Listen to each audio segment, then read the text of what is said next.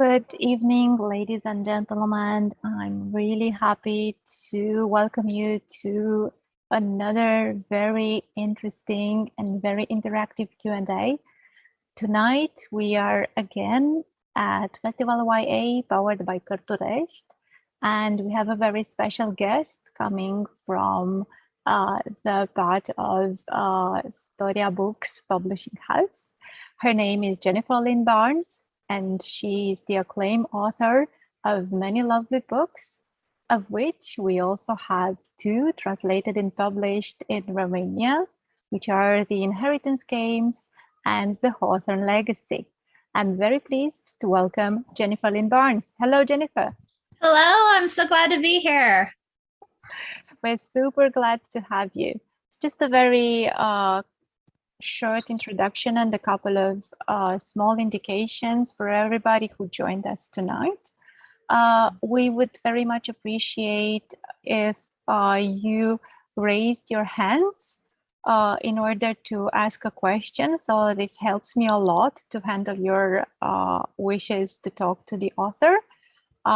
Thank you for already doing that. So raise hands using the Zoom option, or just show me your hand like this.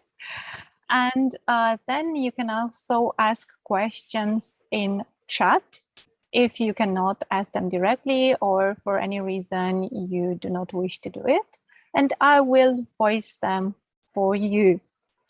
So these are the very basic rules that we're going to abide. And again, I'm very happy to have you. My name is Iulia. I'm a translator and a journalist.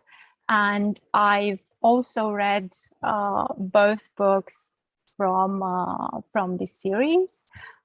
We also had a book club recently, which I also organized and moderated.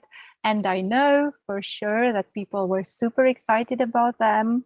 They thought that the books are something new, a breath of fresh air. They said that the books are very not similar to anything else they read recently. So I'm sure that there are going to be a lot of very, very good questions tonight. Without further ado, I will start taking your questions. And the first one is Ile. Hi, I'm so excited to be here and I'm so nervous. So I got only one question and I really want to get an answer. Okay, so at first, with which brother you wanted Avery to end with? Oh, you have started with a question I cannot answer. So I cannot give you guys any spoilers for book 3, which is coming. I can talk a little bit about how I view sort of those relationships in general, which is that I'm a writer who always has to remind myself when I'm writing and really strongly believes that romantic arcs are character arcs. I actually write that across the top of my journal. So it's not just about like, oh, which brother is better or which brother is hotter or who's had the best moments with her, right? It's about where is she going as a person? So where did she start and what's she evolving into? And similarly, she's not the only one growing and changing and going through things across the course of the series. The brothers are too, right? So what's happening when I write a love triangle is, of course, I want to create these amazing guys, either one of whom we're like, I like him. And you can see that in Avery too. But I also want to write these stories just of the people and then see how that pans out, see how does she develop? How do they develop? What's the story giving us? And then how it ends is sort of just at the intersection of all of those things and how it falls out. So I try and view it as character arcs first, and then that determines the romantic arc. Thank you so much. You're welcome. Thank you as well. And now we have Maria. Hi. So I recently started the Hawthorne Legacy. I am 29 pages into the book, and this is amazing. I have not read anything like it. The mystery and the plot twists are unlike anything I've ever read. So that was something else. Thank you for writing this book. And my question would be, why was Emily such an important character in both Grayson and Jameson's lives, but also in the whole plot story? How did you come up with her idea? Right. Well, when I started the book, I knew that I wanted Avery to be walking into a situation where she didn't know everything that had led to that moment. And I specifically knew that I wanted Jameson and Grayson to have had a big falling out over something. And I love the trope. I don't know if anyone's seen The Vampire Diaries, but I loved the sort of Damon, Steph, and Elena, but it was also Damon, Steph, and Catherine back in the day. And I actually used to study the psychology of stories and the psychology of fandom. I have a PhD in psychology. I was a university professor for many years. And one thing that a lot of properties that tend to inspire fandom have in common is that they stretch across long periods of time. So you have the story that's taking place in the now, but you also have the story that's taking place like back when Jameson and Grayson were fighting over Emily. And then you have the story in the Hawthorne legacy that was taking place back when Toby was 19. And, you know, I don't think it's a spoiler to say that in the Final Gambit, you're also going to be finding out all these things about the past. So I always viewed the books as like, this is the accumulation of like 60 or 70 years worth of stuff that has been happening in the Hawthorne family. And Avery just walks into that.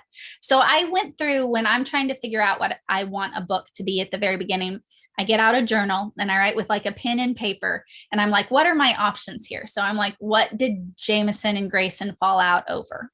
And I was like, well, you know, I love that historical versus now love triangle trope. So I think it was a girl. And then I started to think, well, who was this prior girl? And I think one thing that I realized very strongly across writing all three books was that the Hawthornes have this amazing life, right? Like their grandfather's a billionaire. He did everything to give them every opportunity. They are champions at everything. They've had private lessons at everything. They can, like, Jameson knows how to fly a helicopter, and Grayson fights with long swords. And like, they have all these expertises.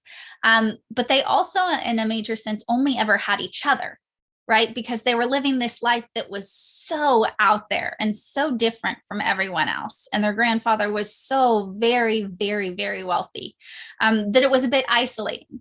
So like, one thing you'll notice, or you might not notice if you read the books, is that the boys don't have a lot of friends, right? They have each other. And then they had Emily and Rebecca. And that was because, like, when they were little, their grandfather didn't let them have friends over to Hawthorne House, like, because bringing outsiders in, like, it's a very big deal that Avery's there because, you know, unless they're throwing a giant party or something, people don't really come over. It's not like, hey, come over to my house after school. But every summer they got to be around other kids constantly. And those kids were Emily and Rebecca, because they would come and they would stay with their grandparents for several weeks every summer.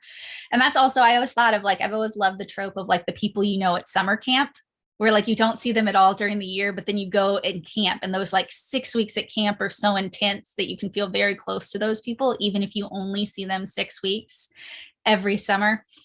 So that in general is what Emily and Rebecca were for the boys. They were, for most of their childhood, the only outsiders who kind of got to come in. So as they were getting older, you know, as they were starting to look out in the world for romantic partners, those were the only people who were on the inside. And the boys, you know, since Emily was kind of limited in what she could do when she was younger, they had always, you know, wanted to make her happy and fetch things for her and done things. So they have this whole long history together. So again, when I was thinking about that love triangle, I always think about, like, what are tropes I love that I've seen on other TV shows or read in other books, and like the parallel love triangles are that. What else do I love? I love summer camp stories and people you only know during the summer. I love the idea of like being somewhat isolated from the rest of the world, but the people who are on the inside, so the four brothers and these sisters are really there. I love sibling stories, which is why it wasn't just Emily, but it was Emily and Rebecca, right? So it's sort of all of these things coming together at once. And then I had to make the decision, well, is Emily still around? And I thought, no, because I want Avery to be coming in and to have never even heard this name and never even know this person exists, so that can sort of be one of the mysteries she unravels over the course of the first book. Thank you. And do you also have any advice for new authors? Oh, I have so much advice for new authors. So my most basic advice is read a lot, write a lot, and find things you love to do that aren't reading and writing, because those are going to give you things to write about. Like my major in undergrad was cognitive science. I used to spend my summers on an island full of free-ranging rhesus monkeys, which were just these monkeys. And it would be like you and 1,000 monkeys on this island. And then years later, I wrote a werewolf series, and I realized I was writing werewolves exactly like they were monkeys in these packs on these islands. So you never know what life experiences are going to teach you to do. The two other pieces of advice that I think have really changed the way I wrote is, one, I highly recommend that you get a journal or a notebook or a document in your computer or the notes function on your phone, however you want to do it, and just keep a list of things that you love in media. So favorite tropes. So I have one. My list is typed up in my computer. It is 7 pages long. And it has like, what are my favorite romantic tropes? So it'll have like love triangles, enemies to lovers, fake dating, like my best friend's little sister, you like, I just all of those tropes, right? Like in chaos and order. And but it also has family tropes. Like I love stories with identical twins. And I love teenagers who go to live with their older siblings, or who have a 20-something sibling who's kind of like a parent to them. And it has locations. So it'll say things like rooftops and waterfalls and secret passageways, right? So it's just everything I love. And anytime I fall in love with a new book character, a new television character, they go down on the list. I'm like, I love this character. But then I'm also like, well, what are the tropes that I love? Like, what are the things that I love? And it can be something from like, I watched the television show Supernatural, and like I wrote down characters who love pie because Dean Winchester loves pie. And for some reason, I loved characters who love pie. In Inheritance Games, you're like, oh, Xander needs another trait. He loves all desserts equally. But that's kind of like, I'm like, I love characters who love pie and name their cars and overprotective older brothers. And on the show The Originals, which was a spinoff of The Vampire Diaries, I love that Elisha Michelson always wore suits. And so I had characters who always wore suits down there. So then when I'm inventing these new characters, I have the idea of who they are and sort of how they psychologically function. But I also go to my list of all the things I love, and I'm going to be like, and this one always wears suits, and this one loves desserts. And I can just get all of those tropes because I have all of these things. And when I don't know where to set a scene, I'm like, well, I said I loved rooftops. So this one, they're going up on the roof, right? And I love secret passageways. So this mansion is full of secret passageways. So anytime I get stuck in a book, I just go to my list and I put something that I love in there. Thank you very much. And I love the fact that you love the Vampire Diaries and The Originals. They're my favorite shows too. Yes, I love them dearly. Thank you, Maria. And I just wanted to interfere for a second and to let Jennifer know that during the book club that I was mentioning earlier, we actually made a comparison between Grayson and Elijah. So as I can see, there were, we got there. We got you. Yeah, there are some similarities there, and that's not accidental because I loved Elijah. And I'm like, I love that he always wears suits and that he, prioritizes his family. And so there's kernels of that in Grayson. I'm also a huge fan. So definitely there was this discussion. So you nailed it. So congrats. Good. And now we'll take Julia Kiritsa's question. Hi, so nice to meet you. Nice to meet you too. So my question for you is, how did you come up with all of those riddles and the every Graham's name? How did it all start? Because everything is so well connected, and like every time I was reading the books, I was like, wow, that's genius. Thank you so much. So when I first told my publisher I wanted to write this book, I sent them like 2 pages on it. And it was like, she inherits this money. She doesn't know why. The old guy was obsessed with puzzles. There are these brothers, and they have split up and they don't know why. And, all of this stuff, she comes into the middle of it. And over the course of the book, she's going to unravel all of these riddles and solve this puzzle. But I didn't actually say what the answer was. And they're like, okay. And then I was like, well, before I start writing the book, I probably need to know, different parts of the answers. I at least need to know where that first puzzle sequence was going to lead. So I did the same thing. I sat down with a notebook and I started writing out all the different possibilities. Like, what are all the reasons someone could possibly choose to leave you their fortune? Right. So I wrote maybe they're related, like she's somebody's daughter. I wrote all of these different things out. Right. And then at some point was like, what if, I don't even know how it came to me. I was like, what if it had something to do with her name? And it was because I'd already named her Avery, but I didn't have a last name for her yet. And I was looking at the name Avery and I noticed that it was a very. And I was like, oh, what if it has something to do with her name? And it was because if I'd randomly named her something else to start with, I never would have thought of that possibility. But Avery was a very. And I was like, okay, so she's a very. And then I was like, risky gamble.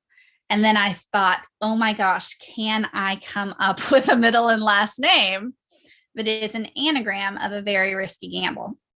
And at the time, I have a really vivid memory of this. It took me 2 hours to find, I was Googling, is this a last name? Is this a last name? I was pulling out the different letters of what it was going to be.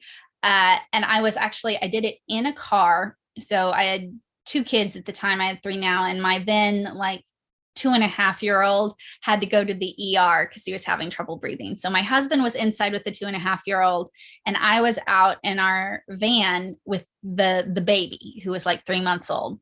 So I had a sleeping baby beside me. I'm in a van. I'm worried about my kid. And I'm like, I need to distract myself. And so I was like, I know I'm going to try and find a name that's an anagram for a very risky gamble.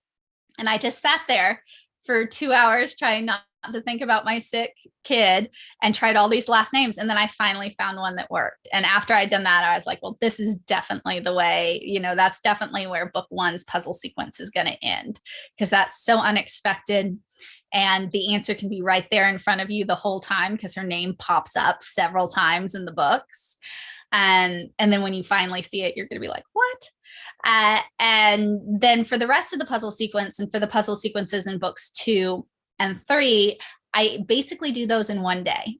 So I start out and I figure out what are the different kinds of puzzles I can do. So there's a word puzzle, right? Or there's a number puzzle, or there's, all these different things. I look up different options. Then I start putting them in order and trying to figure out how they go through. And that for me is one of my favorite, but also easiest parts of the books. Most of the time it's one day. Sometimes I might spend 2 or 3 days on it, but I can just do that out front. And that means when I go to actually write the books and they're solving a puzzle, I have to write out how they solve it and everything they think through and all of that. But I know the clue that starts and how it ends and how it goes to the next one. So I just have that chain kind of already figured out.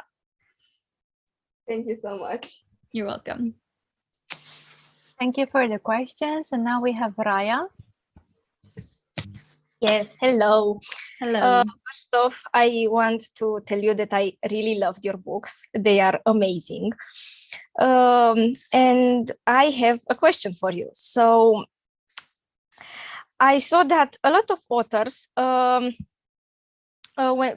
they're writing a book, they also write things that are very relatable to them and their lives. My question is, do you have these things that are very relatable to you and you also wrote in your books besides the Elijah as Grace? Yeah, besides the things I like. Yes. So there are a few things. There's always a kernel of something. So there's usually quite a bit of me in my protagonists. So the way Avery reacts to a lot of things is the way that I would react to a lot of things. I'd say probably some of the things that Avery and I have in common is she's kind of very mathematically, logically minded in some ways. So that's part of why she, you know, can do those puzzles. And I, you know, like I said, I was a cognitive science major in college, and in high school, I won the English award and the math award. So I was kind of this weird combination of English and math together. So that's definitely something about the way Avery kind of thinks about things and she approaches them. So when Avery's solving a problem or a puzzle, I don't have to like go through what would Avery think, because what Avery's thinking is kind of just what I would be thinking as I went through and solved that puzzle. And I also chose to set the books in Texas. I'm from Oklahoma, which is just like I live like a 2-hour drive from Texas. The high school that Avery goes to is loosely based on my high school. So they have the modular scheduling thing where they have these really complicated schedules and a lot of free time. And that came straight from my high school. I actually had a student at my old high school email me and say, I know you're from Tulsa, Oklahoma. So am I go to this school. And she said my old school's name and said, I was wondering, did you go here? Because this school reminds me a lot of my school. And I said, yes, I did go there. And I got some of that stuff. So there's a few things like that. There's a moment in book 2 where Avery's at a charity event at the school and they're having a silent auction. And one of the things that her friend Max is like bidding on and trying to drive up the bids on was like a really soft deluxe fur teddy bear or something like that. And that actually happened once when I was in high school, where I was at an event with my parents and we were bidding on some like silky teddy bear soft thing. We did not get it, but we drove the bid up quite a bit. So there's like little moments in it that sort of moments a few places. And then my parents' house, when my dad was building, they designed and built this house about the time I graduated from university. And my dad asked me what I wanted in the house because he was just designing it from scratch. And I said, a secret passage. And so they actually built me a secret passage in their house. It's in the library and they have these shelves all around. And if you trigger the secret passage, one of the shelves just disappears into the wall and reveals a door behind. So I've always loved secret passages. So he built that. And then actually Hawthorne House was originally inspired by my parents' house, which is nowhere near as big or as amazing or as mansion-like as Hawthorne House. But the idea of like my dad designing so much of that house himself and putting so much of himself in it, where like he helped design every molding in the house. He helped pick out every doorknob. Like it's just all these details. And the first time I stepped into the house, I felt like, wow, my dad is in this house. And I thought, and someday he's going to be gone and I'm going to have to sell this house and it's going to be impossible, because it was like his passion project when he retired. And I thought, I can feel him in the walls here. And then I thought, ooh, what if instead of just putting himself into the house emotionally, he coded riddles and things in there? And like, what if instead of my regular dad, it was like this billionaire? And what if instead of one secret passage, there were, 20 secret passages? And so the Hawthorne House was originally inspired by my parents' house, and I wanted to write that. And I actually had the house for years before I had the actual idea for the book. So those types of things worked their way in. Thank you very much. And I want to tell you that I admire you a lot for your books, and even for the fact that you have a PhD. I mean, it's amazing. And I want to thank you that you are today here. So, and for the question, for the response. Thank you very much. Thank you. Thank you, Raya. And I think that Jennifer's answers also are good for some of the answers in the chat. So some of your questions have been already answered. And now it's Larissa's turn. Hi, Jennifer. Hello. First of all, I just wanted to say that I'm really a big fan of your books. Like I started 2022 while reading the second book in the series. And I just wanted to ask you, what should we expect from the last book in the series? Because I know like it's so much like everything was just pure genius. And I don't know how you can come up with these things again and again and again, and they're better. So basically that's the question. I'm trying to think. There are a few things I can tell you about book 3 without being too spoilery. So one thing is that there is a karaoke scene. Hawthorne karaoke. Another thing, there is a puppy. And in general, what you can expect, I believe it has the most sort of puzzles and riddles of any of the books. So it has more of those than any of the others. And you will get to find out a bunch of things that happened in the prior books, both of them, that actually really matter for the bigger picture that you might not know matter yet. So some clues are already out there in the books. So if you do a reread before book 3 comes out, you might just be asking yourself, what has she hidden in here that I do not yet know is hidden in here? Oh, okay. Thank you. I will definitely I can't wait to read the last book. I am so excited for people to read the last book because I feel like I've been keeping all of these secrets for so long, and I'm so excited for everyone else to know them too. Thank you so much, Larissa. And now we have Jasmine. Jasmine. Hi, Jennifer. I'm so excited to be here to talk with you and say that you are really gorgeous and a really good author. I enjoyed the books and the plot, how the characters were built, and how the love triangle between Avery, Jameson, and Grayson was. I have only 2 questions. The first one is a new book planned about the life, adventure, and relationships of the brothers Hawthorne? So the only new book that's planned right now is the Final Gambit, which will be book 3 in this series. You will get to see a lot of all 3 of the brothers, which will be very exciting, I think. But I actually, as an author, do a lot of thinking about their lives, about their childhoods. Sometimes when I'm stuck on what would Grayson do in this moment, then I flip from Avery's point of view, and in my journal, I'll write the whole scene in Grayson's point of view. And if I'm getting stuck on what he would think, I'm a developmental psychologist by trade, then I go back and then I'm like, well, what were Grayson's formative experiences in life? So for all of the brothers, I know things their grandfather told them and moments they had and everything that were very formative for them. And those moments may or may not end up ever appearing on the page, but I have to know them so that I can know how the brothers responded to that. I love knowing how characters became who they are. So I know tons of things about each individual character, but also about the individual brothers' relationships. It's kind of weird writing the books because we're in Avery's point of view, which means we usually don't get to see the brothers alone with each other, right?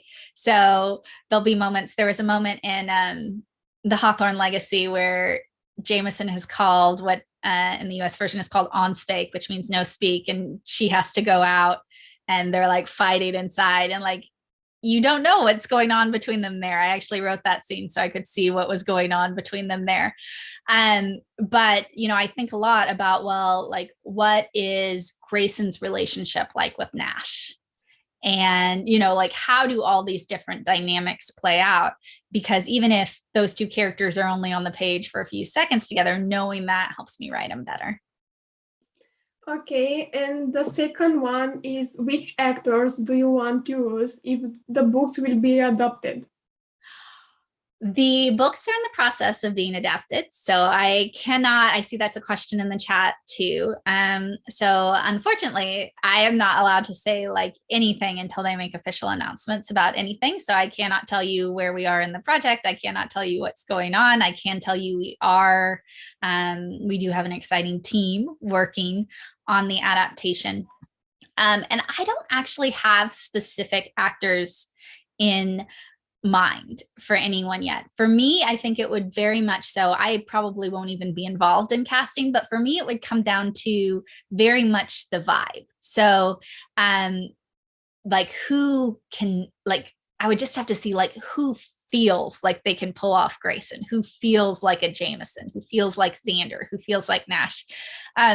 Interesting side bit about me is, and I've only recently discovered this. So there's a thing called aphantasia in psychology, which basically refers to people who cannot form mental images in their mind. So you close your mind and all you see is the back of your eyelids. This is me.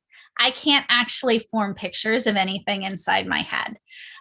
So what that means is it means that for me, when I'm writing the Hawthorne brothers, I'm not actually seeing the Hawthorne brothers.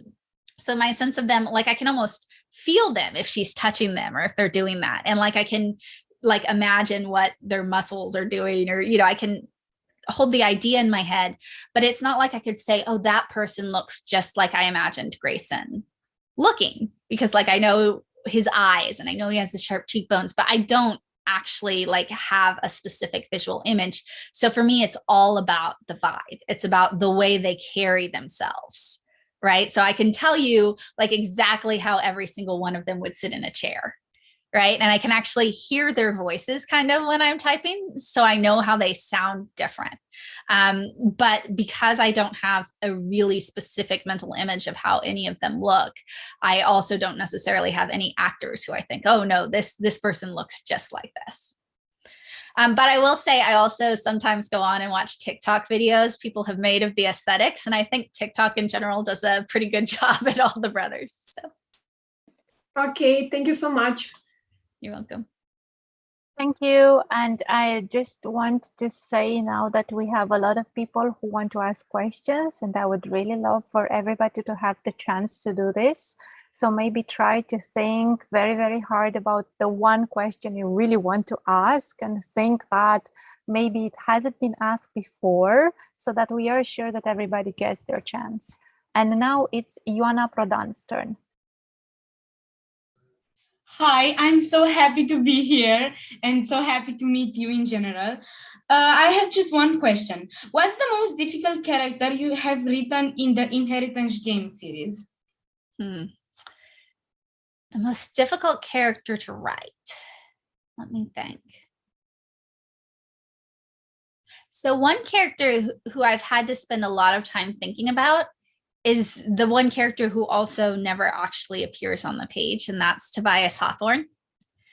So he's the invisible character who is pulling all the strings behind all of this, but I actually had to know him really well. So even though we don't, it's not, he's dead when this thing starts, right? Like she never meets him, but we see so much of him, and we see so much of him like in the puzzles he's left behind, but we also see so much of him in the boys, because he has spent so much time like turning Grayson into what Grayson is and Jameson into Jameson, and they each have similarities with him. So figuring out who is this person who has left all of this behind and who he would be, and making sure that all the puzzles I'm designing and everything, having to think, it always says in the books, he thinks like 12 steps ahead and does all this stuff in 3 dimensions, which means like as an author, I kind of have to play Tobias Hawthorne and figure all of that out. So he's probably one of the toughest to actually pinpoint down and figure out lots of the motivation and how he feels about things, because that's going to be manifested in the boys. Thank you so much for answering. You're welcome. Thank you. And now we have Bianca. Hi, I'm really excited to be here and to be able to talk to you. And I want to start by saying that all your answers made me so happy. And now I can't wait for the third book and for the adaptation. And I was never able to pick a book as my favorite until I read your books. And the second I finished it, I was like, yes, this one is my favorite book. I talked nonstop about it. My friends were already tired of reading of these books. And my question is, what was your favorite scene to write? Or one of them, if you can pick one.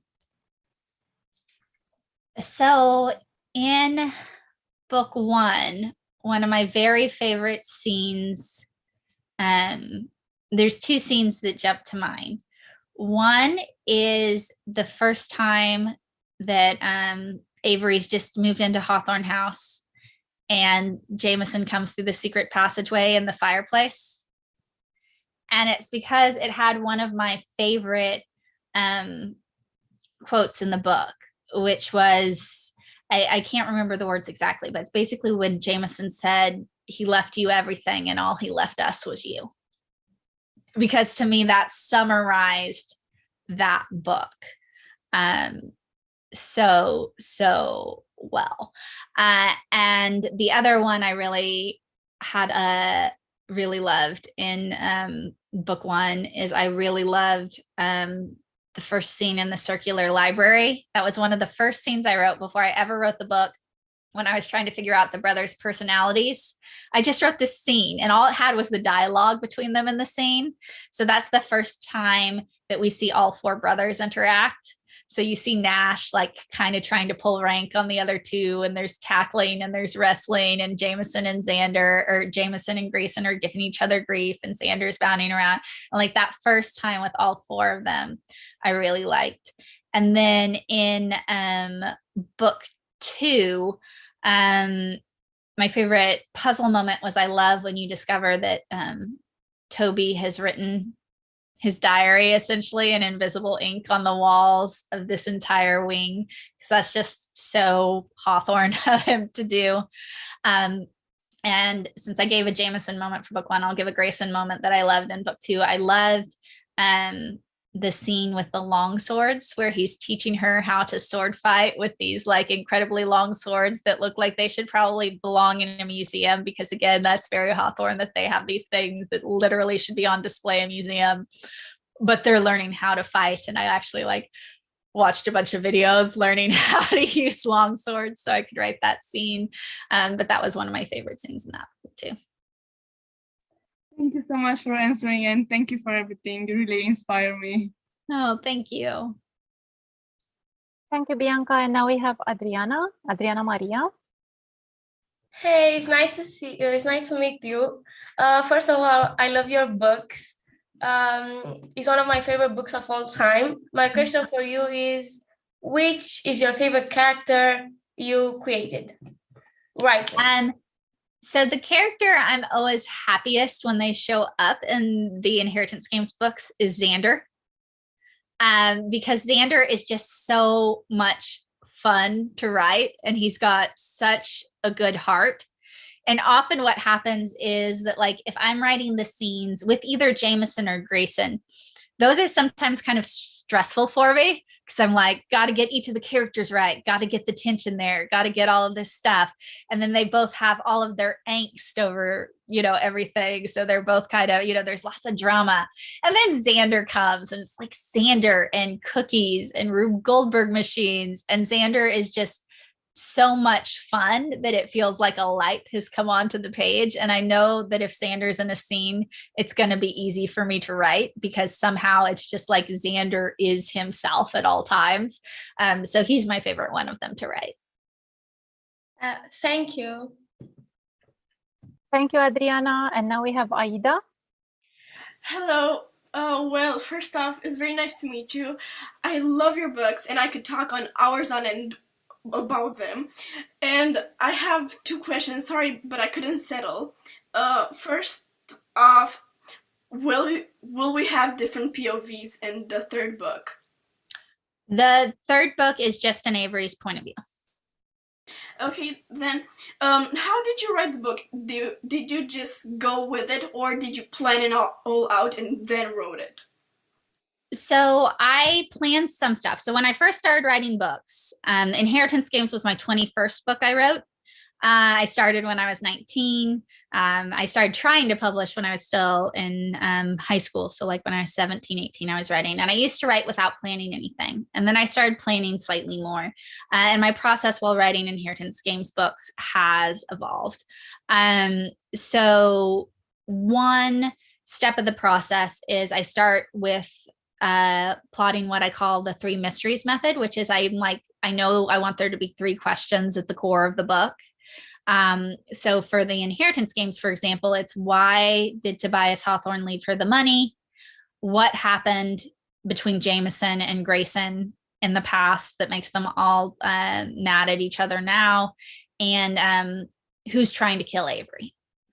So those are the 3 questions. So the first thing I do is I write down like 15 questions and then decide which 3 questions I actually want to be the 3 questions. And then I figure out answers. And I'm like, okay. And I audition answers like you'd audition actors for a role. And I'm like, maybe it's this, maybe it's this, maybe it's this. And then once I have questions and answers, that takes care of a lot of the plotting stuff. So if for a book that's not an inheritance games book, that's normally where I stop. I have questions, I have answers, I know a little bit about the characters, and then I start writing. For inheritance games books, I do the extra step of then also planning out the puzzle sequence, so that I can be sure to know how big it's going to be. So that paces when each of the puzzles are going to be there and how they're connected to each other and all of that.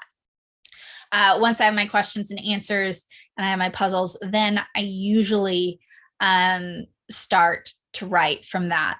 I say usually because my process is always evolving. I'm writing a book right now that's still top secret. I can't tell anyone what it is or what it's about. But for that one, I wrote like a 14-page synopsis because there was so much going on and I need to figure out some certain things about it. So it changes from book to book, but that's generally the process I used for the 3 books in inheritance games. Thank you so much. You're a huge inspiration to me. Oh, thank you. Thank you, Aida. And now it's Maria J. CERN. Hello, Jennifer. I first wanted to say that I just started your book and I already really like it. And I was curious at what age you first started writing, and if you did another book before Inheritance Games that you didn't publish. Oh, so I've had a lot of books. So I decided I wanted to be a writer around the time I was 5 years old. They had a writing competition at my school. And I wrote a very thinly veiled story about a little girl whose older brother wouldn't play with her. But over the course of the story, he discovers she's actually awesome. And then he and his friend want to play with her. I named the brother and his friend Bert and Ernie after the characters on Sesame Street. And I won the little 5-year-old writing competition. And I was like, this is so much fun. I can write a world that's exactly like what I want it to be. So I always wrote off and on. But then my senior year in high school, so that would have been when I was 17, 18, my last year before university, I wanted to actually finish a book. I'd written the beginning of a ton of books, but I'd never written a full book. And so I said, I'm not going to start a new project until I finish one. So that was the first time. I was 18. I just turned 18 a couple months earlier. So that was the first time I finished a book. And then it turned out finishing a book was even more fun than starting one. So then I wrote 4 more books after that. No, 5 more books after that. So then I'd been up to 6 books and I kept getting rejected by publishers over and over and over and over again. And then the 7th book I wrote was the first one I sold. And that was, I sold that book, let's see, that would have been in 2003 that I sold the book. And then it came out in 2006. So a long time ago. And then I did a book or 2 a year, every year, the rest of the time I was in college. When I was in grad school, I still wrote a book or 2 every year. So on the whole, before Inheritance Games, so Inheritance Games was my 21st published book. I had at least 10 unpublished ones. So it was probably the 31st or 32nd book I wrote total. Because there were just a lot along the way. Even if after I started publishing, sometimes I'd write books that I didn't end up publishing. So it was a lot leading up to that one book. Wow, you really like writing. Yes. Okay, thank you very much for your answering. You're welcome. Thank you, Maria. And now we have Ana Maria Krista. Hello, I want to say that I'm so excited to meet you, and I'm going to be fast because there are more persons who want to ask questions. Who does Xander likes more, Rebecca or Max? Well, Xander likes Rebecca as a friend. they've been best friends forever. So she is super close to him. Xander and Max, I can't say too much, but I think there's definitely maybe some chemistry between Xander and Max, and you will just have to read book 3 and see how they happen to interact there. Okay, thank you for answering. You're welcome. Now it's Sandra's turn. Hi, Jennifer. Hi. I just wanted to ask you, I only have one question. What inspired you to write the scene after that interview where Avery almost told everyone how she was related to Toby and Grayson kissed her to shut her mouth? So that one, that just happened. That wasn't like I was planning it, or it wasn't, a lot of things happen in the text because I planned it, or I'm like, I need this moment or something, but it just seemed like a Grayson thing to do, right? Because he is the type of person who holds back. And, at the end of book 1, he tells himself he's not going to get into it again with Jameson because he doesn't want to go there. He wants to put family first. He wants to be the good guy, but obviously he feels something for Avery. So he's trying to hold back, but he feels something for her and all of this. And here comes this moment when he feels like he has to save her for herself. And coincidentally, the only way he can do that in the moment, or the way that pops to his mind, is to kiss her, which I think means probably that Grayson has been wanting to kiss her at that point for a long time. Otherwise, that wouldn't have been the top thing on his mind. Thank you. And I also wanted to tell you that I wasn't a fan of love triangles. I used to hate them. But when I read your books, and I was like, maybe I like love triangles. Thank you for answering my questions. You're welcome. And now we have Daria. Hello. Hello. So I love the series and your writing style. You're amazing and you really seem like a very nice person. Okay, my question is, which is your favorite book from the series and why? The Final Gambit, so book 3, is the my favorite book I've ever written. So out of all of those 30, however many books that I've written, the 23 that are published, it is my favorite. Yeah, I can't say why but yes, so that by far. So I'm hoping it ends up being a lot of other people's favorite of the 3 too. Thank you. Now it's Abel's turn. Hi, Jennifer. I'm very glad that I'm here and I can talk with you. I read your book last year. It was the last book that I read in 2021. It was amazing. I love mystery and riddles. And while I was reading the book, I kept wondering, how did you came up with Avery's personality? Because she's very intelligent. The way she thinks, how she resolves riddles and everything. What was your inspiration?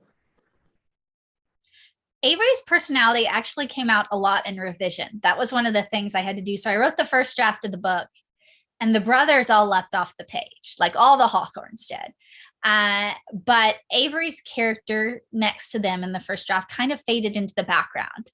So then I had to think, as I was going to bring her character up a notch, I wanted her to be this person who could get thrown in this world and go toe to toe with everyone in it, right? She had to be smart enough that even though these guys have been solving riddles like this their entire life, even though they've been trained to do this and grew up doing this, she sometimes needed to be the person who got to the answers first.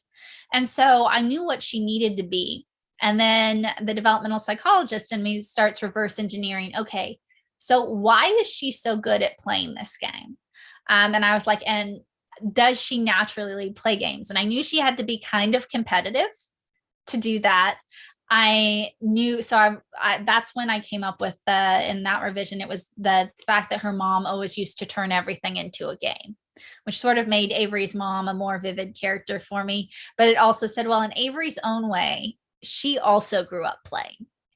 And then I was like, and I knew she was playing chess, because that scene where she plays chess in the park with Harry at the beginning, that was not in the first draft of the book. That was a revision in the book when I was coming into Avery's character. And then I was like, oh, wait a second, what if that scene? And then I figured out a lot of other things too. But so it was very much sort of figuring out who she is and what life experiences. So what has life been like for her since her mom died, right? What has she had to become, and sort of figuring that out, her exact circumstances, how she became that person. Once I had those early scenes in place, so I like went back and almost completely rewrote like the first 12 pages of the book. It used to be 20 pages, but now it's 12 before Grayson shows up.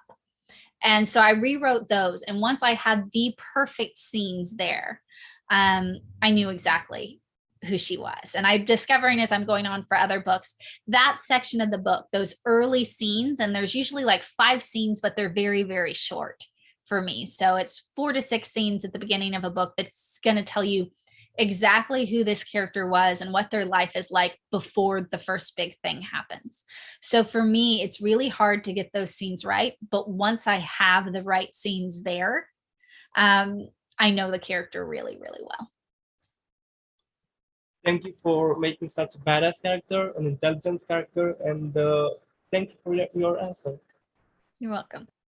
Thank you. And now, guys, I really, really want to remind you that we have just a very short time left. So be Speedy Gonzalez is with your questions.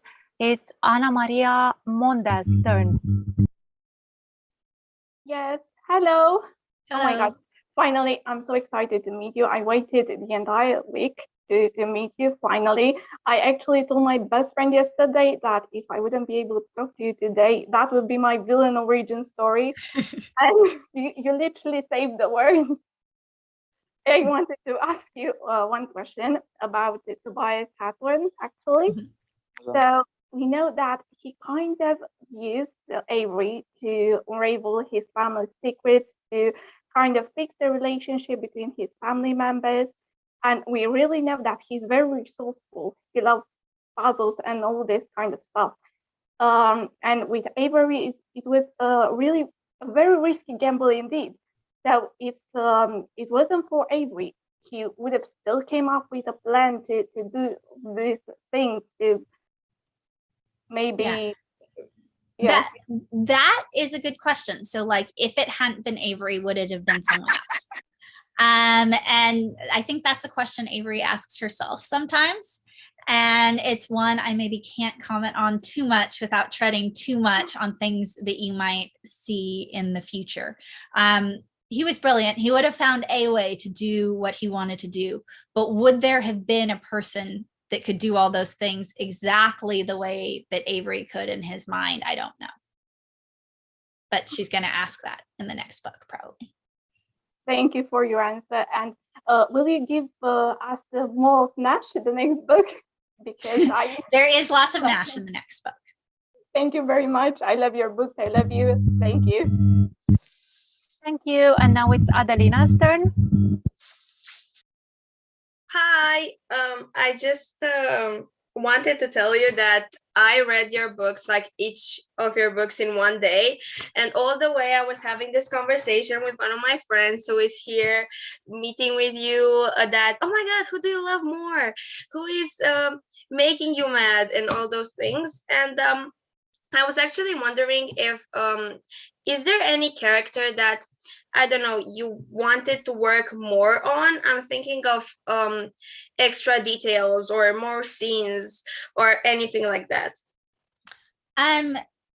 So one thing that I wish I had room for more of in the books is, because of their first person and Avery's there are characters and relationships that we don't get to see as much of, right? So we get to see lots of Avery with Jameson and Avery with Grayson and Avery's friendship with Xander and Avery's relationship with anyone. But for example, the relationship between Nash and Libby is one that I really like writing, but we only get to see the tiny sliver of all of that Avery is present for. And by the fact that Avery is like Libby's little sister, and now she's kind of like a little sister to Nash, they're not going to have a lot of their big romantic moments like with Avery right there. And similarly, like I ran into the same thing with Thea and Rebecca, with all of these kind of supporting relationships. I often write these long scenes that are like epic and romantic and, for their star-crossed love and, all this stuff. But then I'm like, but Avery wouldn't be there for that, so we can't have this in the book. So those are the scenes that I kind of wish, like I worked to get in what little bits we can get in of that, and then readers are left to imagine the rest. Thank you. Thank you, Ade. Isabella? Isabella Stan? Yes, hi, nice to meet you. My question is actually about the book Little White Lies. Which was your main inspiration for the book Little White Lies? Okay, so Little White Lies is a book I wrote that is about a girl who's never met her maternal grandmother before, but the grandmother pays her $500,000 if she'll move in with her for a year and do a debutante year. And she agrees, but only because she wants to figure out which one of the high society guys is her biological father. And the inspiration for this was that when I was a senior in high school, so when I was 18, my mom asked me to do a debutante year, and I really didn't want to do it, but I have the best mom in the world, so I agreed to do it. And so it was like a year of going to these parties and doing all this stuff. And I was like, I'd rather be home reading a book, but I had to do the fancy dresses and the ball and like all of that. So I wanted to write a book where I could actually write about all those parties and all those balls. But I wanted it to be a mystery and about friendship between these different girls and twisted and all of that stuff. So that was the inspiration. Thank you very much. Iraida. Hello, I'm so glad I'm here and I love your books. So my question is, why do you think people fell in love with your books and characters?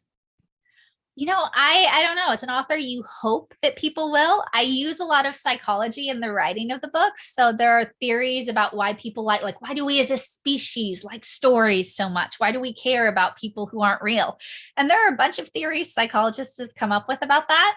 And what I do, I had a lab where I studied that stuff. I retired from being a professor shortly ago, but I do have a list of those theories. And then as a scientist, I asked myself, what predictions did those theories make about the kind of stories we like?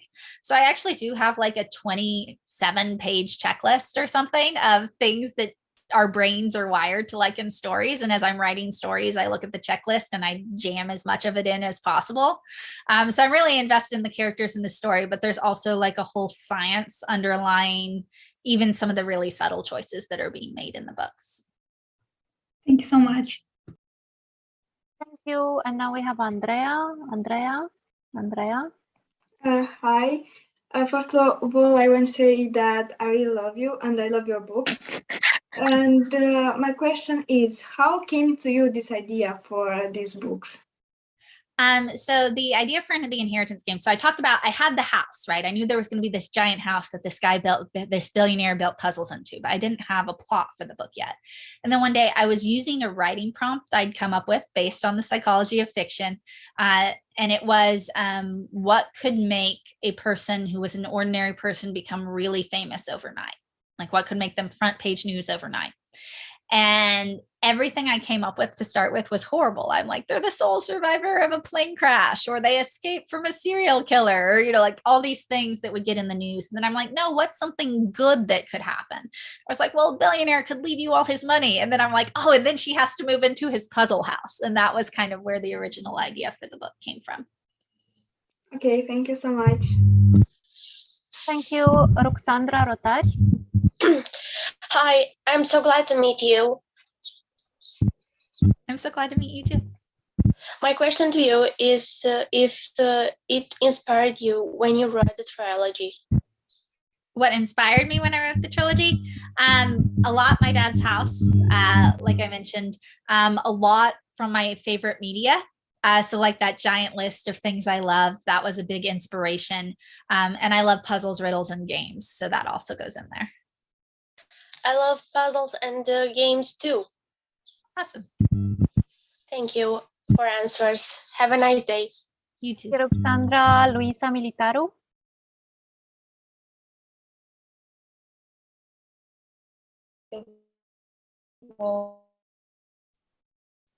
I loved your books so much. Can you hear me because my internet is not that good? I can. Can you hear me? Yes. My internet is not that stable. Okay. So my question for you is there any character that you think it represents you? I don't think any of the characters, Avery's the most like me of the characters in the books, probably. But there's no one who's like exactly like me. She's the closest. Okay. Thank you so much for answering. Thank you, Luisa. And now we have Stefania Verescu. Hi, nice to meet you. And I gotta say, while I was reading your book, I was like, damn, I feel like I'm in an Indiana Jones movie. My question is, did any of your relatives, while you met them again, ask you like, what will happen in this book, of if they've read that book? Maybe your friends, your best friend. Yeah, I have inheritance games more than any of my other books. I've had friends read. And so it's the first time I actually they'll be like, what are you writing now? And I'm like, oh, I actually can't tell you what I'm writing now because they're really I can't tell you the details anymore. Some of my nieces and my cousins' children are now reading the book. But actually, one of the only people who has read the Final Gambit is my dad, because he was helping me with some proofreading stuff. So right now it's people at the publishing company, people working on the TV adaptation, people at my foreign publishers, and my dad. So he had some definite thoughts on what was going on in the book that were pretty amusing. Thank you very much. You're welcome. Thank you. We have now a book club now. Hi, it's very nice to meet you. I'm very happy to be here today. I was going to ask you two questions, but one of them was already told. So my question is, who would you choose between any of the brothers? So I'm probably more of a Nash girl, actually. That oldest brother type. So probably Nash is closest to my type in the book. Nash was my second guess, I think. I really love Jameson between any of the brothers, but thank you so much for the answer. Thank you, Ioana Francescu.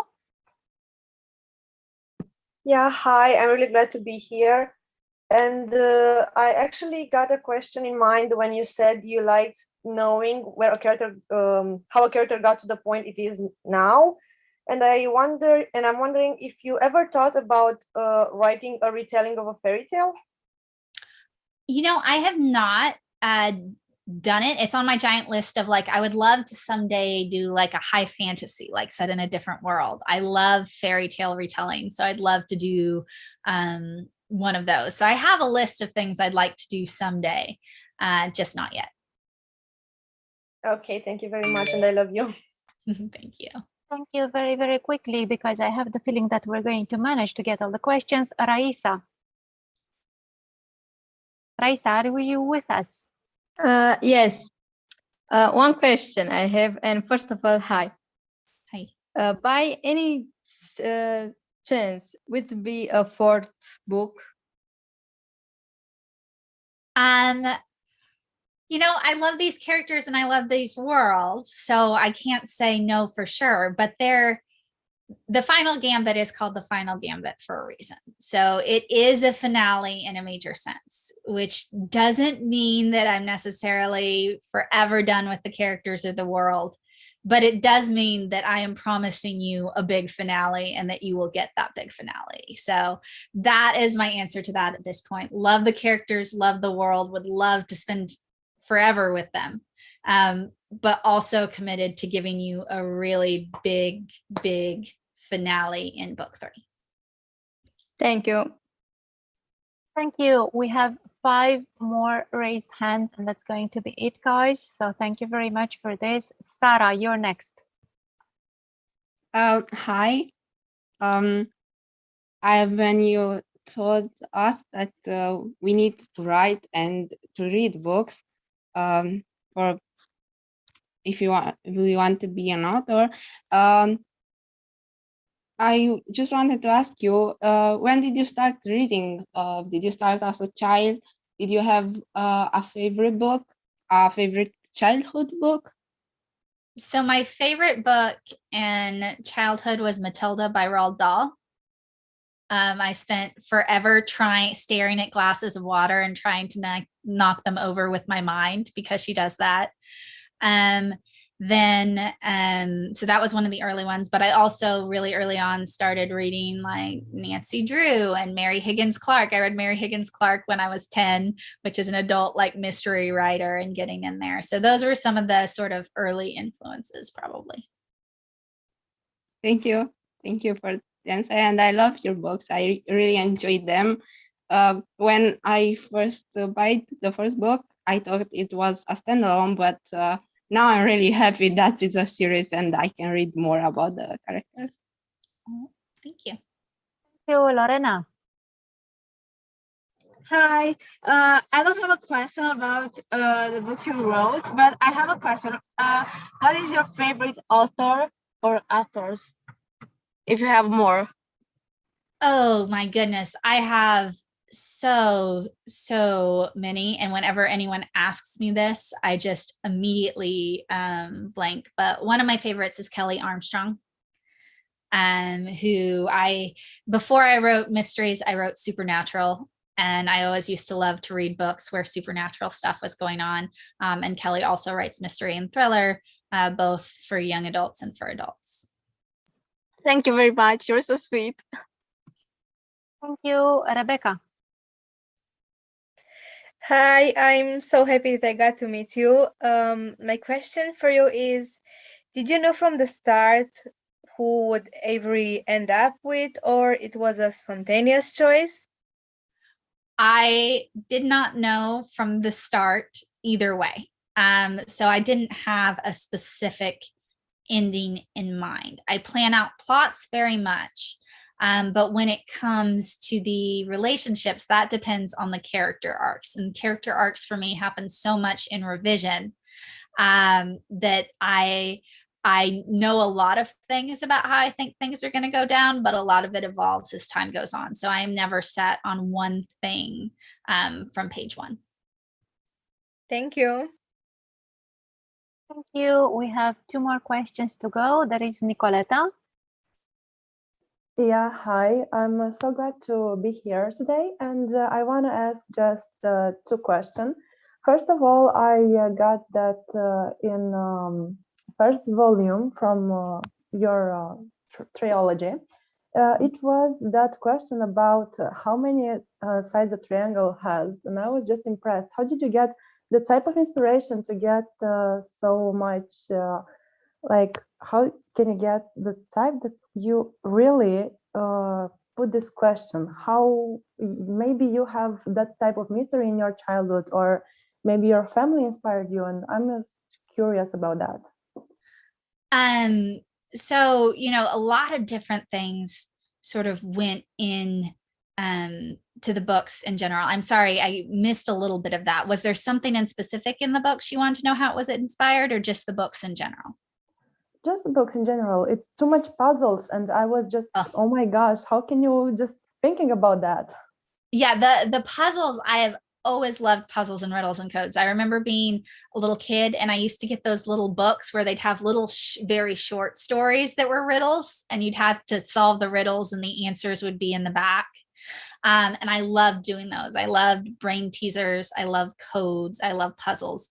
So, I have a giant list in my mind of books I'd love to write someday, and sort of a puzzle book was always on there. And I actually tried to pitch a couple before this one, like over the years, because I wanted that puzzle house that I'd had in my mind forever.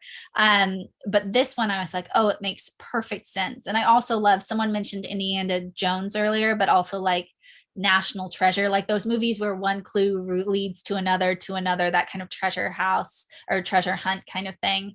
And when I was a kid, my brother and we had this family that was really good friends with us, and they had 2 daughters. So the 4 of us used to play a game we called the note game in childhood. And you would write notes, and each note was a clue that led to a place in the house where you could find the next note. And so you'd follow notes all over the house, and then the last note would lead you to a hiding place where the other 2 people were hidden. It was like hide and seek. But I haven't thought of the note game in years, but actually, yeah, the note game was, we'd create those Tobias Hawthorne-esque puzzles leading you from one place to another. Like we just write a letter on it, and then you'd have to figure out that the next note was tucked near that letter on a computer thing. So that's probably the closest thing to the puzzles in the book that I've done in real life. And my second question is, will be in future some collaboration in your books? Like you will be collaborate with another author maybe to get... There's currently not any plans for collaboration. I would never say never. Again, I love these characters. I love this world. I can imagine so many different stories, but the closest thing to collaborating I'm doing right now is I do have sort of a collaborative role on the TV adaptation. So we're still in process. There's not a show yet, but I am going to be collaborating with other people on that. Thanks for your answering. So Marta, now this is the last question of this evening, and it comes from Anastasia. Hello, I'm glad to meet you. This is like a fairy tale. I didn't imagine that I would meet you any day by any chance. My question will be, when you were writing the inheritance games, what first came to your mind, the plot or the characters? So the first thing was the very basics of the premise, which was guy, billionaire who loves puzzles dies and leaves his entire fortune to a teenage girl he's never met, and she has no idea why. And then I was like, oh, and she has to move into his puzzle house. And I was like, and his 4 really hot grandsons live there. And I thought of it because I was like, is it 3? Is it 4? Is it 5? And 3 hot grandsons just didn't seem like enough. So I was like, I need at least 4. And I tried out 5. I thought about a 5th Hawthorne brother that would have been between Grayson and Nash's ages. But I was like, no, now I'm just getting ridiculous with the 5th. So I cut it down to 4. But the next thing I did before I figured out too much about the plot is I did figure out the characters for the brothers. So that was one of the very early things, is I sat down and I was like, who do I want these 4 brothers to be? And, I had to decide that there were only 4 of them instead of 5. I had to decide if they were brothers or cousins. And I went with brothers because I really liked that. And then I started discovering a few more things about them. Like they all have different fathers, right? And they all have these very different personalities. And I kind of was like, what are the tropes I want? I was like, I want one who always wears suits. And I'm like, and that can be the guy who's obsessed with honor and who's very kind of powerful, and like he doesn't act like he thinks he's 19 years old, right? And then I was like, and I know I want one who's obsessed with games, and that became Jameson. So Jameson and Grayson were the 2 brothers that I had first. And then I was like, okay, who do I want for the other 2 brothers? And I played around with it a little. For Nash, I wrote down I went to my list. I was like, what archetypes do I love that I've never written before? And I wrote down cowboy. And then I was like, that doesn't seem enough. So Nash's original description in my notes, I wrote motorcycle over cowboy. I was like, he's motorcycle cowboy. That's literally all I wrote for Nash. And I was like, okay, he's the oldest. He's a motorcycle cowboy. He's kind of a nomad. I've got him. And then Xander, I knew Xander was going to be sort of the most open-hearted of the brothers. He was going to be the one kind of with the most love in an obvious way for everyone, for life. I knew he was going to have that kind of buoyant personality. But the details of Xander, some of the things he loves, that took a little longer. So he's actually someone whose personality came out a lot more, like his love of the complicated machines he builds. That was something I added in revision. But that was the thing that, like, once I knew that, I was like, oh, that's perfect, because that's exactly how Xander's mind works, and that doing simple things in this complicated way and no one else can follow his exact thought path. But yes, so I got the general sense for the boys, and then once I had the boys, then I went on to the plot. Thank you so much for your answer. I'm glad to meet you. Nice to meet you too. Nice to meet all of you. Thank you so much for all the very inspired questions that you guys had tonight. And thank you so much, Jennifer, for being patient and staying with us for just a little bit longer. I'm very aware that we sort of took a bit of extra time, but I'm super grateful that you were I am able so to glad do we this. got to stay, and my answers were really long at the beginning, so I'm glad we got to get through everyone. It was so much fun. You all are wonderful. Yeah, absolutely. And thanks again to the organizers. Thank you to the publishing house who brought us this lovely series. And we're really super, super waiting for the third book to also come out so that we can all enjoy it. Thank you so much, Jennifer, Bine, hai for pa. everything. Alexe, te iubesc, pa. Thank you You for all. everything. I'll be seeing you. Thank you. Thank you. Bye, everyone. Bye. Bye.